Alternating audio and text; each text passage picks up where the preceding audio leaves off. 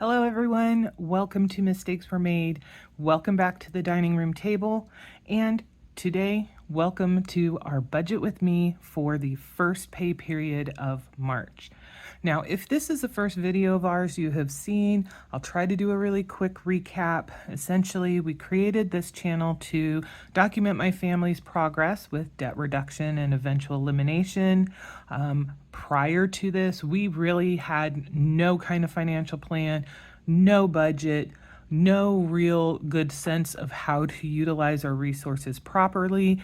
We used debt quite a bit, and to be really fair, debt used us. We didn't necessarily have a handle on it. And really, the only thing that triggered us into getting into this space and the need for the channel was the fact that the company that I work for at the end of July laid off roughly 30,000 employees, and then a week later filed for bankruptcy. I was incredibly lucky because I was one of the few employees who did maintain their job with the expectation of kind of helping the company wind down. From that point on, it was pretty much a month-to-month thing. Am I going to be working next month? Oh, yes, you are. Great. And then do it again the next month. But the bottom line was, it was an enormous wake-up call once this all happened, because we were tens of thousands of dollars in debt. We had no savings. We were not in a position to absorb the loss of half of our income, despite the fact that both myself and Mr. M have good paying jobs. So this was born, and we are now over a year and a half into the process. And today we're going to work on March's budget with me. So if you do want to learn a little bit more detail, we do have a debt confession video from way back in October of 2023, and of course all the videos since then. So speaking of income, this is Wednesday. Oh, I forgot to charge my watch. This is Wednesday the something. We are still in the second pay period of February, so we have not closed that budget out. But it is still early enough in the day that we still haven't seen our pending paychecks show up in our bank account. So we are going to use our minimum amount that we expect for either one of us to receive. Again, if you're new, we have come up with this based on actual numbers. You know, we haven't had a paycheck go below these totals. And if we were to receive one, then we would immediately change what our lowest amount that we can expect down to below whatever that new low amount is. That's whether this is a fluke, one-time thing, we don't care. We would much rather estimate income on a lower scale, even knowing full well that most likely we will actually see a higher dollar amount, than assume that the checks are always going to be at a specific or in a higher range.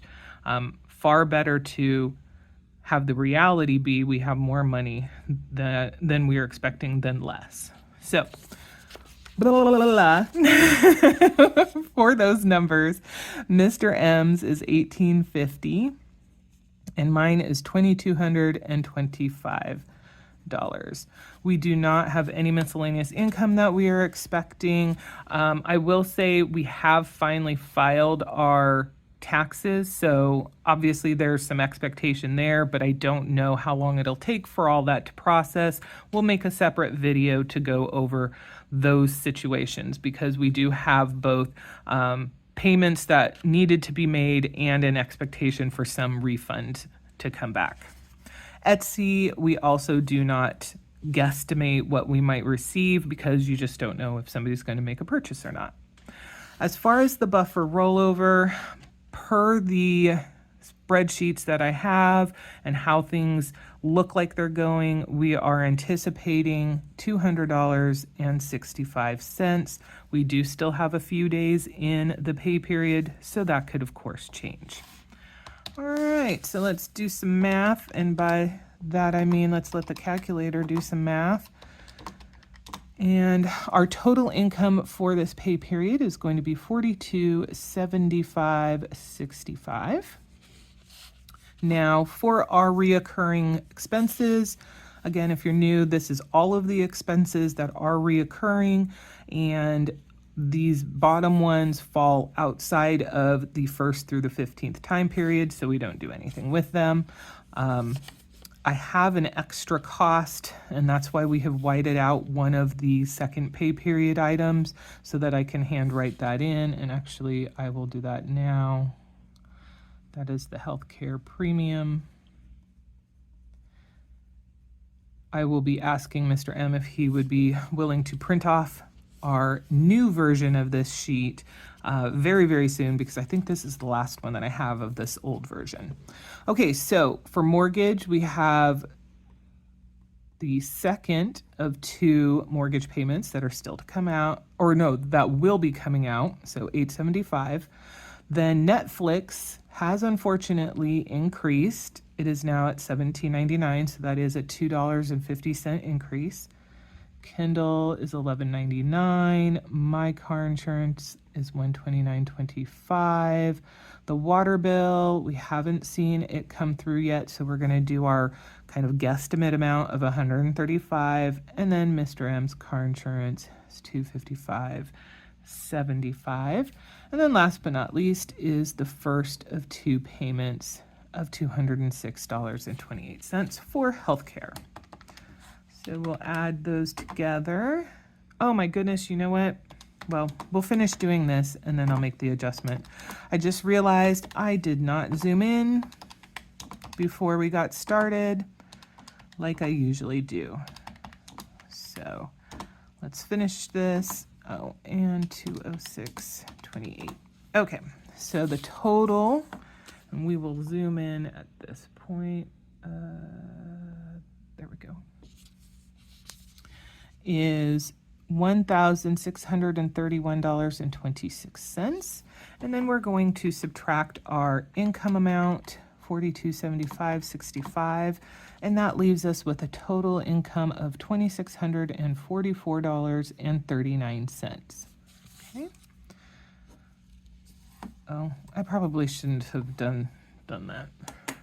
Let's see if I can reach my whiteout. I got a little bit ahead of myself. Oh, and like always, there's just tons and tons of dog hair on everything. All right, let's see. Can I get this to work properly the first time? Of course not, but that's okay. At the end of the day, we got it to work.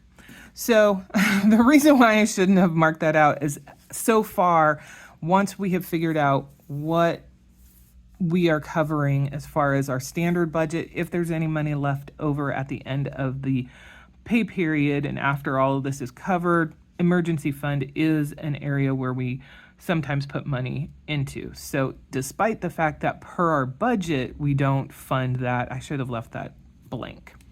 All right, so we're going to skip that as well.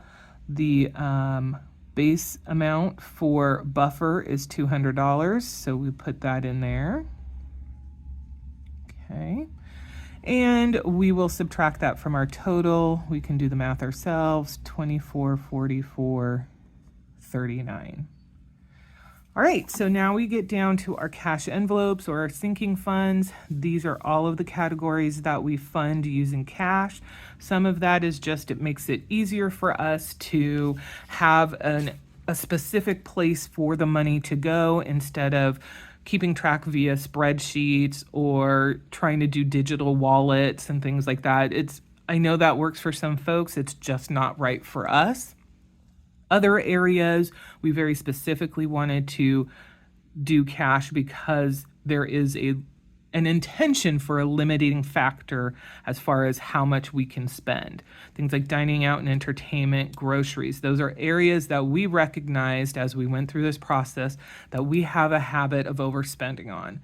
And so by doling out a specific amount of money for us to use during a pay period or during a month, however, whatever time period it is, that allowed us to try and keep our spending within limits that we determined felt the most appropriate for us.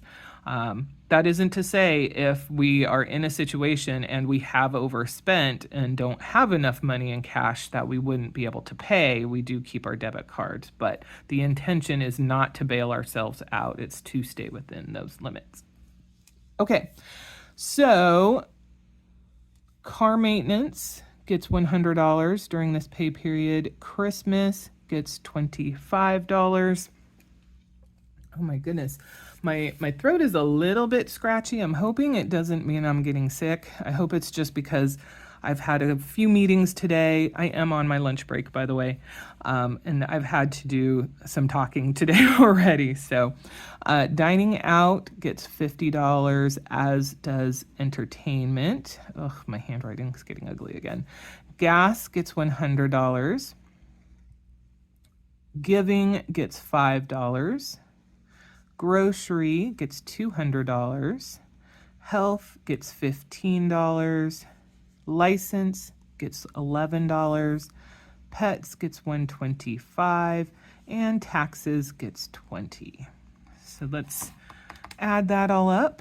100 plus 25 plus 50 plus 50 plus 100 plus 5 plus 200 plus 15 plus 11 plus 125 plus 20 puts us at a total of $701 to fund these items. And we will then subtract that from our total here of $2444.39. And that leaves us with a total income of $1743.39. Okay. Now we're moving on over to debt. So again, another update in case there's anybody who's new or whose first time watching us today. Previously, when we were attacking our credit card debt, those costs came directly out of our joint checking account. So to manage that process, we created a line item in our budget to cover debt payments. And what that allowed us to do was to be prepared. In our budget, there was debt repayment, so we could afford the costs that we were paying for the credit cards. But it also meant, because we had a dedicated amount, that when we paid a credit card off, we automatically had funds that would then snowball into the next credit card. And that worked very, very well for us, to the point where, and this is kind of a spoiler alert again if you're new, we managed to pay off all of our shared credit card debt in November of 2024. That's not the only debt we have. Mr. M also has a car loan, he has a credit card, and we of course have our mortgage. So right now we are focusing on the car loan. This is being handled differently because the car is in Mr. M's name alone. The monthly payments, those come out of his specific checking account, his individual checking account. So this entire time that we've been working on shared debt, he has, of course, been making those payments. And since that doesn't come out of our joint checking account, instead of budgeting specific amounts in the budget to go towards the car loan, we are instead figuring out all of our costs, and then at the end of the pay period, seeing how much money we have left over that hasn't been allocated to some resource, and then deciding how to distribute it, the car loan being part of that distribution process. So for now, we're not putting anything in there. We will note right here the income total we have left. Next is my guilt-free spending of $30 for the pay period. We can easily do the math there. Brings it down to $1713.39. And then we have our standard $100 transfer that goes into a savings account. We are allocating this transfer to the gardening season. This will be the last pay period where we are going to this temporary deviation, because at that point we will have funded the gardening season to $500. Starting next pay period, it will go back to the yard cleanup. So I don't know if you can see. Hi, Percy. How you doing, kitty? Yeah, please don't get on the table. Oh, well, I made the mistake of acknowledging him. Anyway. All right. Yeah, I know. I said hi and I said your name. You need to get down. Thank you. So cute. No, I'm not here to pet you at the moment. Not here to pet you. We're gonna, make it. There we go. Okay. Anyway, so $100 is gonna go to that. And then we will bring that down here to 100 and easily make that math calculation as well to 16, 13, 39. Okay, so fantastic. I'm very excited that we have another nice chunk of income to be able to put towards, debt and other things. But I will say we are now at a crossroads. And the reason why I say that is this pay period, the one that we're currently in, February 16th through 28th, has had some interesting developments. I am not going to go into great detail about that. That we will discuss during the budget recap video that we'll do coming up. But suffice to say, it is putting us in a position where we have an increased ability to pay down the car loan. And so how that affects this is we have a few scenarios that could happen. There's the possibility that we could completely pay it off in February. That one's very, very unlikely. But we have the possibility, or we have the absolute that it will be paid off during this pay period. The question is going to be, will we be able to pay it off using just the standard $400 payment that Mr. M's been paying as kind of like cleaning up the last little bits, or will we need that $400 plus some of what we have here? Those are the two most likely scenarios that we will be working with. So with that in mind, we kind of need to make a plan for both situations. So what am I doing there?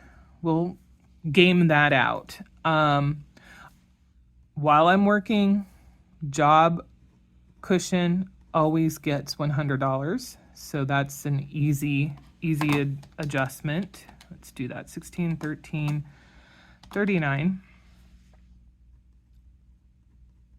And the rollover is always going to be whatever change is left. So we know 39 cents for that. So we'll remove $100.39, which leaves us with $1,513. Now, not really sure if we're in a position to, or if we're in a situation where we do need to take money from here. I'm not exactly sure how much we would need. So because I like to be cautious, we'll break it roughly in half. So car loan, $750. Okay. I don't know why I added those zeros when I hadn't added them to everything else, and now I need to do it. So if we do that, $750, that leaves us with $763. So then the question is going to be, well, how do we want to utilize that $763? And this is really kind of a fun situation to be in, because we do have a lot of different options. We have the mortgage that we still need to pay down. We have our cash sinking funds that can use some additional income. We've got our emergency fund, of course. We have the job loss cushion that can always use some additional income. So I think I think our best options are going to be fund sinking. And I'll put that over here too. Emergency fund. Oh my gosh, my handwriting is getting worse and worse, it feels like. And we'll put mortgage down as well.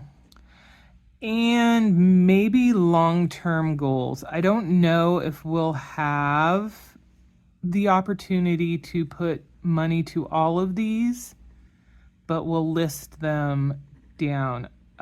These are kind of our main extras that we have once we are debt-free, except for the house. With the last one that I'm not noting here being like investing.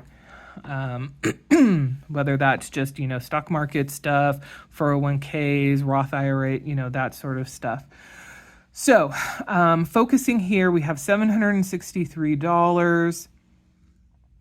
I'm going to say 163 for the emergency fund. Gives us some nice round numbers there. And then let's go like this, $100 for long-term goals. So what we would do with this, we would not put it in the gardening fund. This would actually be restarting essentially the yard cleanup savings. So that's where that would go. That would be my intention for that. And then between the sinking funds and the mortgage, I'm really tempted to just do half and half. Let's do that. As we know, we may be making these plans, but things change. So nothing wrong with going with an initial thought. And then after we discuss and kind of see what the true reality of the situation is, we can certainly change as needed. So that wipes out the $500. So if we need to pull money from here to go towards the car loan to finally and fully pay it off, we're going to hope it's $750 or less. And so if that's the case, here's kind of how we're breaking things up. Now, if we're in the situation where we do not need to touch any of this for the car loan, we're going to just do the same thing. We're going to be breaking this up between these options. The question, of course, is going to be, where should we put it? And you know what? Looking at this right now, I kind of feel like we probably should have put some more to job fund, but we have the car loan that is a high priority, and we have already done our minimum. So I'm going to leave this as is, but I'm going to make sure that the job fund does get a little bit more in here. So we are back to 1513. I would love to do a $500 payment on the mortgage. Okay. And then, gosh, this is actually kind of hard.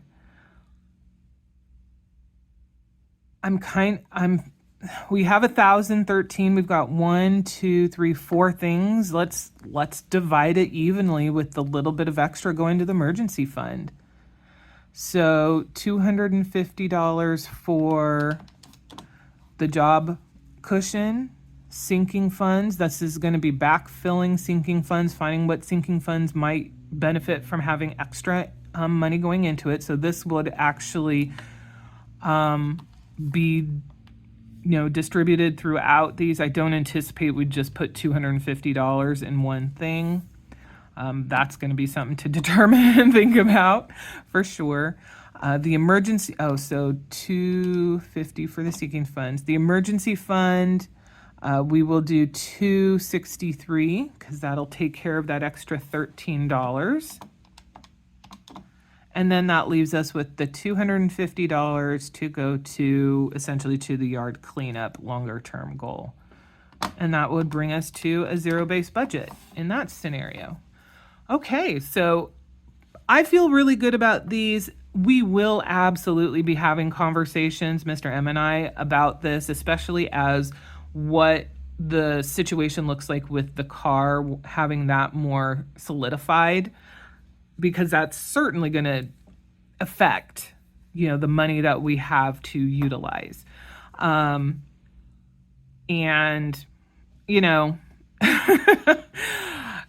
we haven't had, really good, deep conversations about how we want to move forward once we get into a position where the only debt we have remaining is the mortgage. And so those are conversations we certainly are going to need to have very, very soon. Mr. M does still have a credit card, but I can't remember if he was saying he should have that paid off by the end of this month, February, or if it's by the end of March. But he's been very adamant that he wants to take care of it himself. He's not wanting to pull money from like the joint stuff. So you know what? It's his. If that's his choice and his wants, that's what we're going to do. So as far as getting this all figured out, I think what we'll do is we'll kind of go with this scenario for filling information in. So $100 here, 163 for here. And then what else do we have? We've got long term, so we'll do $100 here. And sinking funds, I'm not really sure. You know what? I'll just put extra 250 again. I apologize. My handwriting is just, I can make it look nicer. I don't know why I'm having issues. And then over here for mortgage, I'll put plus 250 as well. And I think that, oh no, car loan. We also need to put 750 for the car loan. 750. Okay. So that covers the documentation part, and that's our budget. This is where we're at, and you can see that Percy has left us.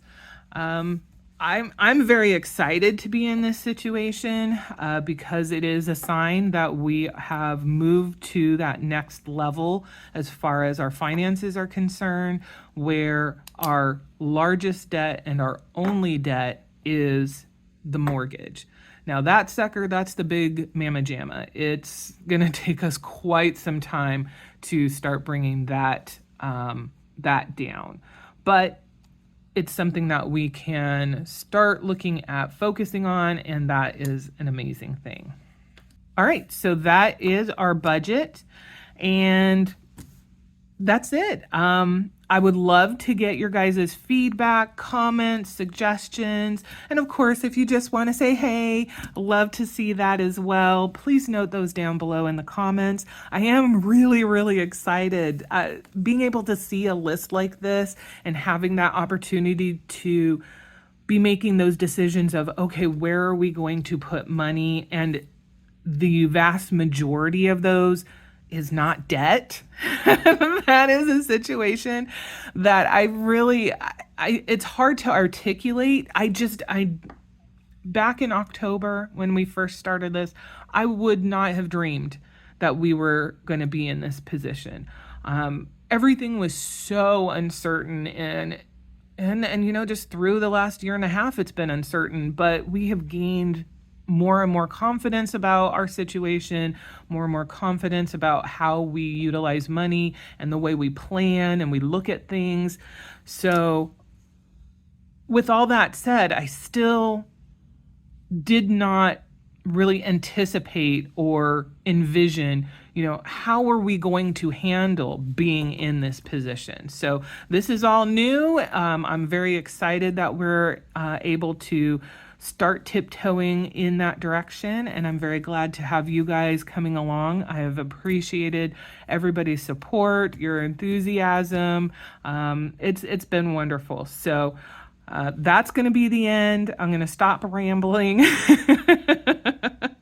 I do hope we will see you in the next one. Bye for now.